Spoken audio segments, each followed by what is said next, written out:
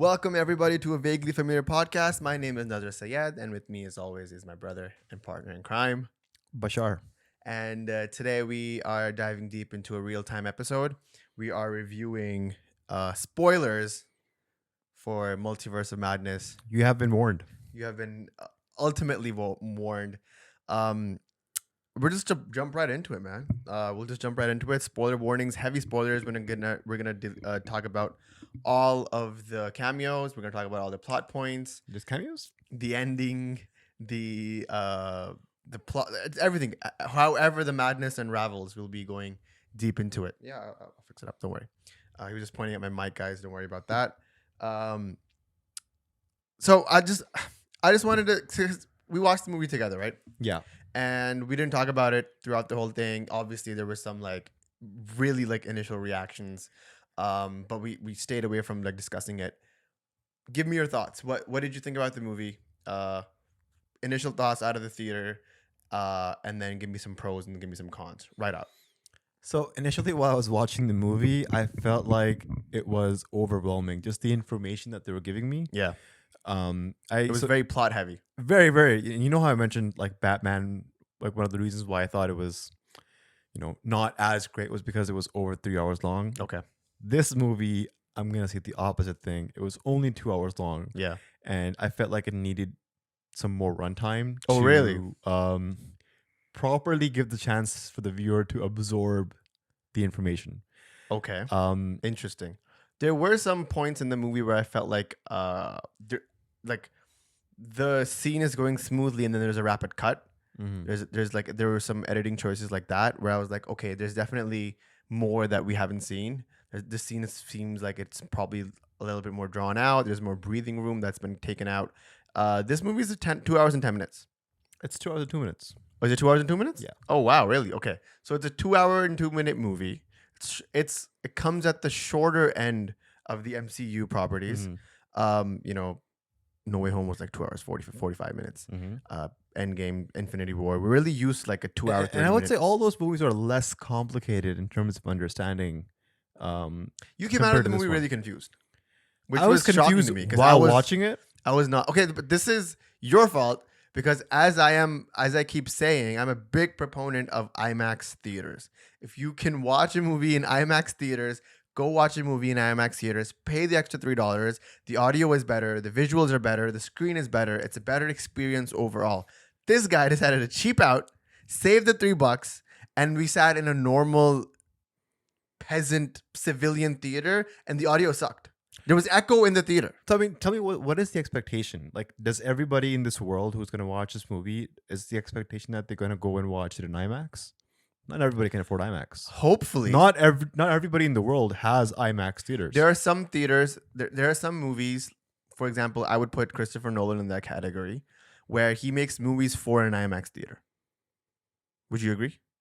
Aside from Tenet, yes. Because if you're talking about movies being audible, Tenet was not audible. Okay, but that's a creative choice. That's totally up to him. Right? That's a creative choice. I'm just saying, in general, the director wants you to see the movie in the biggest theater, the loudest theater, right? There are theaters that don't have that capability. That is true. We live in Whitby, right? Whitby is in Toronto, where the theaters are really good. I'm just saying the IMAX theaters at Landmark Cinemas Whitby is one of the best. I love that. That's my go-to theater for a reason. And this is not sponsored by IMAX or Landmark, but they should, though. We are open to totally. We're open to sponsorships, free popcorn and vanilla Coke all day. But so the theater was a bit echoey, so some of the dialogue was mixed with the echo. So I understand where you're coming from, and this is sort of plot heavy, where there are key points explained through plot devices by characters like Benedict Wong or Benedict Cumberbatch. They're going through really, really important things in a split second, right? Yeah. So you really want to follow through. So I get why you were lost, but I don't think it was as confusing as you're making it out to be. Okay, so what were your initial thoughts? My initial thoughts were that this movie is okay to good. And it's good when Elizabeth Olsen is on screen, and it's okay when she's not. I think Wanda Maximoff carries this movie on her shoulders and drags it to the finish line. It's not a bad movie. it's a okay to good movie. I actually had no idea that she was this OP. Yeah, she's OP. Like she's super OP. Like the scene where she kills everybody in Yes. Illuminati, Yes. which we'll get to, but we'll I get was to that. just like, Scene. what the hell is going on here? Have you seen? So you haven't seen Invincible, right? No. So I highly recommend everyone who's listening or watching this, and especially you, to check out Invincible. It's a superhero cartoon show on Amazon Prime. It's R-rated, and no spoilers, but the scene that you are referring to is taken straight. I feel like it's taken straight from the first episode of that show, and you don't see it coming, and it's absolutely brutal. Obviously, this movie is not R-rated, but there's a lot of stuff in this movie where I'm like, wow, they got away with like some gore, some blood, some really scary imagery. Just like, if you want to dive deeper into it a little bit, what things stood out to you that are positive? Let's start with the positives. 'Cause I feel like the negatives we could go into a little bit more detail. I'll let you go first, actually. For the positives, Yeah. again, Elizabeth Olsen's character was amazing. Wanda Maximoff was the heart of the movie, the soul of the movie. Her acting was great. She was the pain in her face was evident. Her sort of influences and her reason to be the way that she was, motivations, I should say. Her motivations were very clear, very defined, and I was behind her. I was like, yeah, You were behind her. Yeah, I was like, she wants her kids. And the movie did a good job of establishing that. The first scene that we see her in, she's playing with her kids, and boom, snap of a finger, she wakes up, she's dreaming. And they really did a good job establishing what dreams mean in this universe now. Dreams mean that You're in a multiverse. you're in a multiverse. You're living your body. Your soul is in another body in another universe, living that life for that brief moment while you're dreaming. Yeah. And that was a good concept. I was really like, that's a good way of putting it. And then as soon as you dive deeper into her kids' origins, and obviously the WandaVision stuff comes into play, you realize that there's more to her character than just being a mother. She's OP. She's been going easy on these guys. She goes and completely wrecks the, what is it called? Sectum Semporo? Not the Sectum Support. The other one, Kamataja, I think it's Mhm. called. Completely wrecks it, bro. Like, sorcerers are dying left, right. She's like vioing these men, Mm-hmm. and they're dead. They're all dead. And I'm like, whoa, they're actually going for it, man. Yeah. And I realized they're going for it when the scene with the giant octopus monster comes, and Doctor Strange rips his eyeball off, and they show it, and I'm like, okay, so this might be a different kind of MCU movie. Mm-hmm. And with Sam Raimi helming it, and he has a background in like scary, like Evil Dead movies and zombie movies, bro. The horror elements in this movie, I truly appreciate. And actually, I agree with that because even the way that they portray Wanda in the movie, Yeah. she looks like some, a witch, which she is. Yeah, it's like a demented monster. Yeah, and and if you look at it, the movie is pretty dark. Like I Mm. think it has like maybe 3 to 5 jokes. Yeah, not a lot of jokes. Yeah. So I think that's like the main theme that's going around in the movie. Yeah. Um, And they did a good job of like really showcasing that. I just wish that the horror elements were more. mhm. Like, I was very interested in the multiverse aspect of it. So like America Chavez, the character of America Chavez, she has this power of jumping through multiverses, right? That's why Wanda's after her. That's the plot. But of she the has movie. no control over it until the end of the movie. Yeah. When she overcomes her fear. Yeah. You had a problem with that motive. I don't know. Maybe I try to switch my brain off when I'm going to watch these Mhm. movies, but there's still some aspect where I'm like, that's kind of So childish. you and couldn't cringe. you couldn't get behind that. I mean, I understand she's a teenage girl just trying to, You don't think it's a overcome her metaphor fear. for like puberty? Who Really? knows? This guy- The, Has the, no the heart. metaphor man's dead. that I did like was that so the only way to save Thanos or to beat Thanos was for that one way that Doctor Strange said.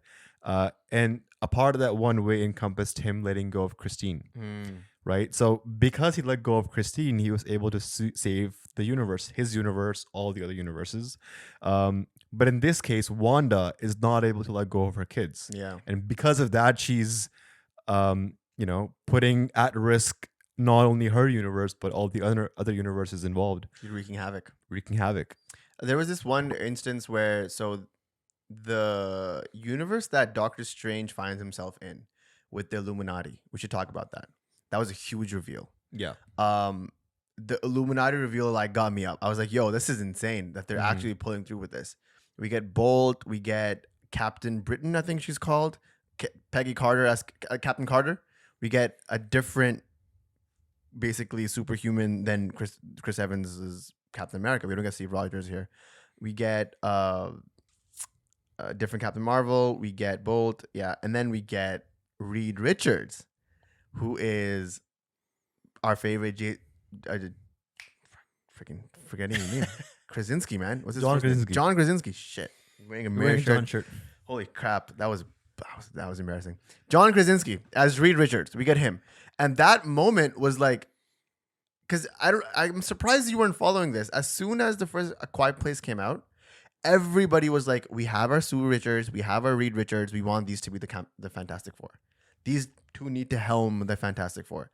And it was a fan casting. People were making video edits, picture edits. It was going viral on Twitter, and I cannot believe that Marvel actually listened, and they were like, "Yeah, okay, we'll give it to you." And it was a perfect fit. Like he looked like the command that he had, the grasp that he had to the character, even though he was there for like a few minutes. It was just like, yo, that's Mr. Fantastic right there.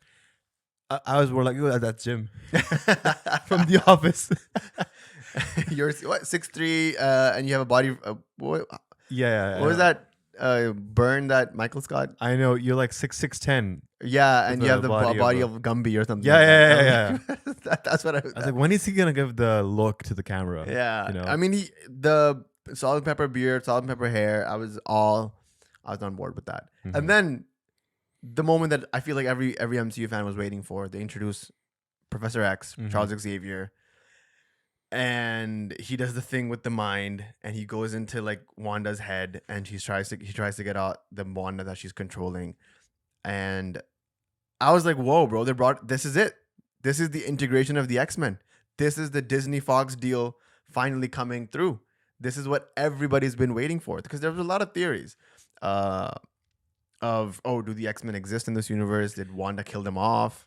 Because I think they even brought Flash from the Fox universe, right? Is it not Flash? Pietro. Yes. Yeah. Wanda's Her brother, yeah. from the Fox universe to the show. To the show, but they cheaped out and they were like, no, that's not his brother. Yeah. So I don't know what the point of that was, because they got everyone excited. I feel like that eventually ties in. Maybe it was just like a surprise, or didn't really pay out to anything. But they are integrating the X-Men, so we should start seeing the X-Men slowly but surely like drifting in. Yeah. I'm excited about that. I feel like with this multiverse, it's like opening unlimited amount of doors to bring in and take out people, to have collision of universes. Yeah. Like I think in the Spider-Man review, we talked about maybe having an Andrew Garfield Spider-Man have his own movie coming soon, or Tobey Maguire coming back for a different movie. And with this multiverse, everything is possible. Nothing is off the table. Yeah, and I like the idea, because then you open up this universe to like so many different possibilities. We were watching a video about how they might start introducing elements of Secret Wars in it, where the multiple Earths of the multiple multiverses are like coming together, and like they have this huge war, and then only one survives. Like that's a big concept that they're introducing to the masses, and people are eating it up, bro. Like No Way Home made $1.8 billion, right? This one's gonna cross a bill, easy. So Really? Easy. I don't think so. Easy. Okay, I get This that is gonna be one of the biggest good openings. marketing. A lot of the scenes in the trailer are actually not in the movie, Yeah. so they've marketed it very well. Yeah. They really tried to hide the cameos. Yeah. Even And also in the movie, I was thinking like maybe they bring back Spider-Man, but they talk specifically about him not being able to come back here. so the thing is, they talk about Spider-Man briefly, which is a good catch, by the way. And Doctor Strange explains to America Chavez, "Oh, that last time we opened the multiverse was for Spider-Man." She does not know She who does Spider-Man not know is. Spider-Man is. Yeah. Does that mean that he just doesn't exist in her universe, or does not exist in any universe at all, and only Doctor Strange knows. Um, that kind of left me confused, because I think the point was that people know who Spider-Man is. That was the end. That was the ending of No Way Home, right? That Mhm. people know who Spider-Man is, but they don't know who Peter Parker is. Right? That was Yeah. that was a spell. So I Yeah. think it's coming through, man. People don't know who Peter Parker is. And specifically, the movie America said that she's been to 73 universes. Yeah. And if she's been to 73 universes and she doesn't know who Spider-Man is, Yeah. So there's no Spider-Man in that universe. What? That's interesting. So yeah, like that's the stuff that I liked about it. I liked the Christine Doctor Strange aspect of it. You know, I'm a killer for a good romantic line, romantic love line through, and I thought it was good. You know, I will love you in all of the multiverses. That's a good line.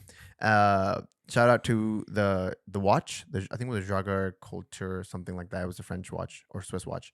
That was basically the crux of the movie that she gifts him. Moon Phase, I think it was. Very beautiful watch. Shout out to that watch. And if you want to sponsor us, guys, I will learn your name one day. It's a hard name, but you know, I'm tired of the G-Shocks. I got 2 wrists. You right? I'm tired of the G-Shocks. I think that's all the positive stuff I have to say. The negatives, I feel like Marvel is sort of falling into its own trap with it becoming too reliant on CG. Dude, there was so much CG. There was a lot of CG. The first scene. Yeah, and some of it was a bit dodgy. The CG was okay. I think the best CG that they've ever done is Thanos. Like, that's hands down. You can't even tell that guy is computer graphic. Wait, so are you saying that Spider-Man's mustache CG was not good? Spider-Man or Sorry, Superman? Superman. And DC, that was horrible. Oh my god! Don't even start with the Justice League stuff with me. Like, that's just a shocker that even got made. But yeah, the CG was dodgy, questionable. Do you feel like the movie seemed a bit like rushed? It didn't, or is this the best that they could do? No, so there's a lot of after I think No Way Home came out, or before No Way Home came out, actually, they had a lot of reshoots. And usually it's okay with MCU movies because they have to go back, you know, reshoot this, reshoot that, blah blah blah. They have reshoots. But this one like went through extensive reshoots. They're supposed to be directed by somebody else. The guy who directed the first Doctor Strange, he dropped out. Then Sam Raimi came. It was not a bad thing, but you could definitely see that half of this movie is very heavily inspired by Sam Raimi stuff, and half of this movie is like, oh, we got to keep to the MCU isms. And I feel like that's where the movie sort of falls, because half of it is an MCU popcorn flick, and half of it is like a Sam Raimi zombie movie. And I like the zombie movie aspect of it more. Like, the horror elements were great. I loved them. You've never seen a horror MCU movie. Yeah. And I think that's, if the MCU wants to keep succeeding and keep making innovating movies, they have to branch out and start tackling subgenres. Like, one of my favorite MCU movie of all time is The Winter Soldier. And it is a well-contained spy thriller with great twists. I love that. That's a great one-off for, like, oh, if you want to watch a spy movie set in the MCU, there you go. Right? If you want to watch a buddy comedy movie, you can watch Ant-Man. Yeah. You can, like, there's a lot of that. You want to watch a coming-of-age movie, watch the first 2 Spider-Man, or first 3, the trilogy, right?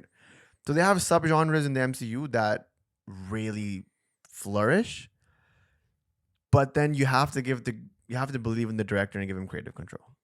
Like, if I feel like this movie, if it was 100% Sam Raimi, this would have been an amazing outing. Like, the visuals would have been insane. The just the tracking shots, some of the directorial choices that he used was insane. Like, did you notice how there were points where literally actors were holding cameras? Like that scene with Rachel McAdams when the demon ghosts start attacking her. Yeah. She's literally holding the camera and shaking it as if she was trying to strangle a demon. Yep. And you were first person perspective of that. That's an amazing call.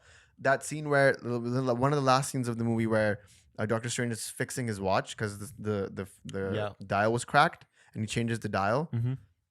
You're looking at him from the perspective of the watch. That's beautiful to see.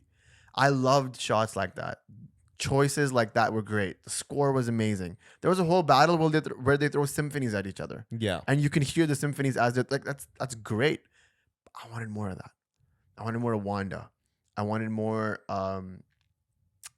like just a little bit, make it a bit more cohesive. Like you were saying, it felt like it was a little bit all over the place. Some of the scenes where they're there just for the sake of, you know, making it look cool. I like the aspect of America Chavez having this power that bends multi-dimensions. That's really cool. Explore that a little bit more. You know, Yeah. don't make her a damsel in distress. So that's what I had a little bit complaints about. I feel like if I watched this another time, I might appreciate it a little bit more. But Do you also? I also feel like, as someone who's like not fully caught up with the MCU universe, like yeah, for the MCU universe. MCU universe on Disney Plus, like I feel like movies in the past used to be like more simpler. You could just walk into Iron Man 2, walk into, you know, Captain America, but now it's like, oh, you need to watch that, you need to watch this one, you need to watch that. If you're not watched all these things, you're gonna be lost. Yes, like you hadn't seen WandaVision and you No, had I to did watch not. a recap video on YouTube. While you were driving there. Yeah. So yes, the way that this universe is constructed, firstly, hats off to Kevin Feige, because that's a marketing like miracle that you have to be invested in this property enough to watch all 6 MCU shows because they're all integral to the future of the MCU. You have to be caught up with the rest of like the 30 MCU movies, because if you, let's say, skip the Avenger movies for some reason, you have no idea who Thanos is, what they're talking about, the snap. Like, you're completely lost. And It's crazy how they're still going around that. about what? They're still about the snap. It happened. People disappeared. It's impacted people's lives. It's still going. Yeah, I like that. And you learn something new every time, like the WandaVision stuff. When you learn about the snap in No Way Home, like they just show people just come back. Like, oh, whoa, okay, interesting, cool. But then people came back into peril. People came back into like where they, let's say, if you were a doctor doing surgery and you got snapped, you came back, you were right in that surgical gear. You don't know what's happened. I like that aspect of it. You see different facets of the same thing.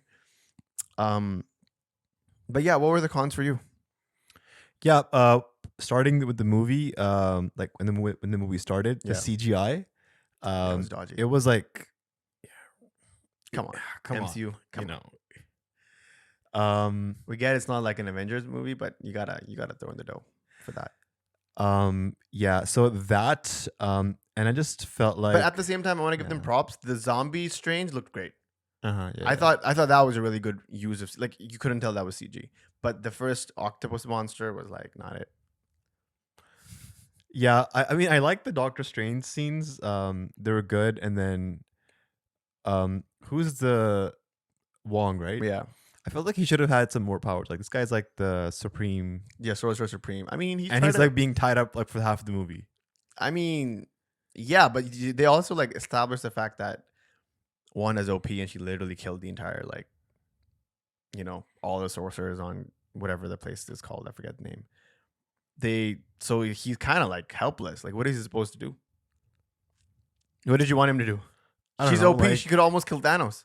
Yeah. She's bending time and space as we speak. I realized that. This guy just has a ring, bro. What is he going to do? Yeah. Yep, I did realize that. But yeah, towards the end, there were like some good themes, you know, where Wong is like, maybe in another universe, I'm like more happier, or, you know, I have more powers. But in this universe, I have to be grateful. I feel like, and I have to be happy. You were not happy with the motives of you were not happy with the motivations of the movie. That's what I felt as they came out. And I think that it's gratitude, facing your fears, like Gratefulness. Gratitude, being content. Yeah, and like, you know, it's letting go of the love of your life for the greater. Like, all of these are very integral parts of human existence. Like, that's what stories are based around. So if Wong is like, maybe I'm happy in another universe, but I'm grateful for this one, I love that aspect of it. I'm like, yeah, bro, that's a good way to look at life. What is wrong with that? Nothing. You're dead. Corporate slavery has killed you, my brother. There is no life left in those eyes. Look at that eyes. Those eyes are dead, glazed over by dollar signs and corporate moguls filling your pockets. Deep pockets. Let's circle back on this. Let's put a pin in this. Yeah, no, I think I understand the motives. Obviously, love because Wanda loves her kids. She Yeah. doesn't want to. She wants to be with them. But it takes her like the whole movie to get to the end and understand that to be with her kids means that one Wanda has to sacrifice, whether it's Bro, I love herself that or part. it's the Wanda and the universe that she wants to go in. I loved that they showed that. I love that America Chavez realizes, wait. I'm gonna give her what she wants. She when she's trying to hone her powers, she opens the portal to the living room of the second Wanda that has the babies, and the babies are scared of her. That was such a powerful scene. Yeah, The and realization that you can she is not the mother of those kids, even though she wants to be. She's not. And if you look at it like from a lesson slash analogy point of view, sometimes the things that we want in life, we may want them really bad, but they may not be good for us. Yeah. And we are short sighted. We don't have Yeah, that's fine. that great knowledge of the future, of the unseen, and hence we can't understand. When we give an interview, don't get that job, but 2 months later we get a better job. In the beginning, I love that. Everything came back to corporate slavery for you, my guy. Everything comes back to that 9 to 5 life. He's like, I watched Doctor Strange too, and I realized that one time I didn't get that job, it was for the greater good. yeah, man, I didn't get that job, but 2 months later I got a better job. There we go. But in that moment when I got the first rejection, I was like, man, what is life? Yeah. But you got to be patient and you got to Yeah, you gotta trust the persevere. process and let the multiverse do its thing. Yeah, that's true. Speaking of the multiverse, we might be tuning out a lot of our non-religious fans Yeah. because this is something that you were immediately talking Yeah. about. In the movie, he comes to me. There's a scene where Doctor Strange turns into, I think, corrupt Doctor Strange. There's a lot of variations of Doctor Strange's in this movie, and he gets the third eye on his face, on his forehead, and he immediately comes, and you immediately come to me, and you're like, "Yo, Dajjal." Bro, DJ here, bro. There was so much Dajjal symbolism in this movie that Yeah. I was like, this is not on the nose. Firstly, the Illuminati.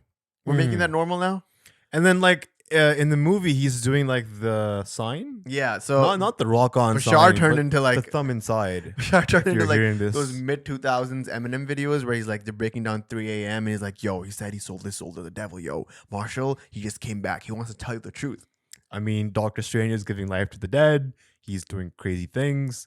So people who may not be Muslim and do not know what this is, Dajjal is basically the Antichrist in Islam.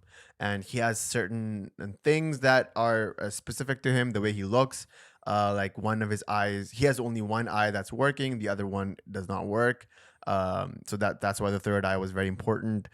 He has specific powers, godly powers that look like godly powers but are not godly powers. Like he will be able to raise people from the dead and or people kill people. or kill people on command. And one of the very important distinctions is that he will tell believers that on my right hand is heaven and my left hand is hell, and if you choose his heaven, it's actually hell, and if you choose his hell, it's actually heaven. Stuff like that, right? Deception. Yeah, he's the Antichrist, the role of the Antichrist in Islam. His name is Dajjal, and there was a lot of Dajjalic symbolism Yeah. that we were like, okay, like, are we? And it's pretty the open. Illuminati is, the conspiracy theory goes that the Illuminati is working for the rise of Dajjal and all that stuff.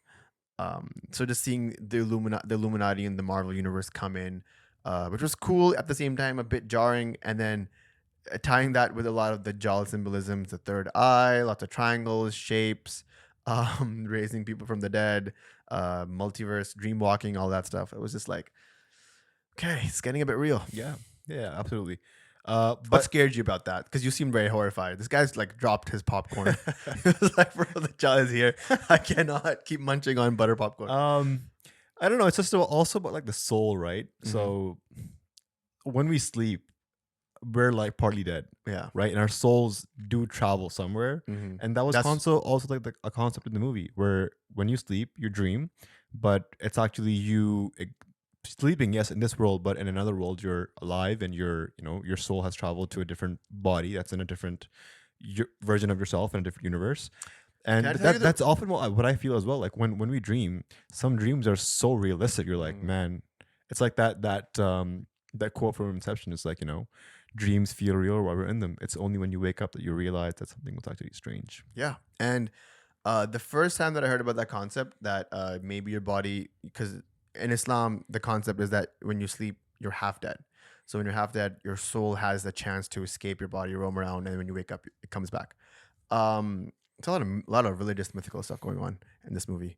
But the first time I heard about that concept was grade 9, Sir Rashid in the van. He was telling us, yo, there may be a chance that your soul leaves your body and goes to a multiverse dimension where there's another you leading a similar yet different life, and that's where it is.